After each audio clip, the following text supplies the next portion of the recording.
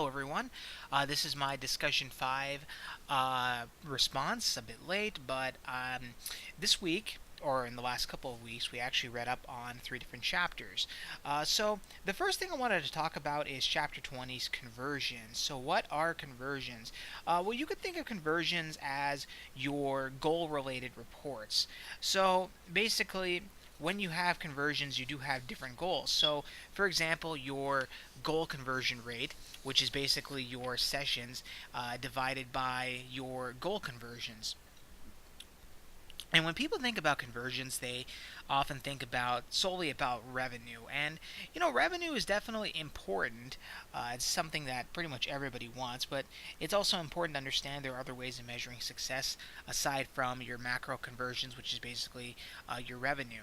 So, for example, we might find success because we got more email subscribers. We might find success because we got more social media clicks, more retweets, and so on and so on. We also did talk about multi-channel funnels, and with multi-channel funnels, this is essentially a map, a path of sources, how somebody gets from a certain point to your website. So they click here, they click here, they click here. Oh, look, they're on your website.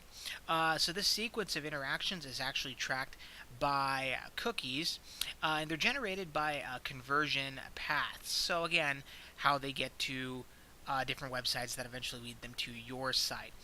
This is important to understand because you do want to know your different marketing channels. How are people getting to your site? Of course, this is one of the earliest lessons we learned in this course. It also kind of helps us explains how web referrals and searches and ads factor into our conversion. One thing that's important to understand is that the conversion that gets credited is usually the last one took. So again, the last conversion before somebody, let's say, buys something from your website is the one that'll get credited usually.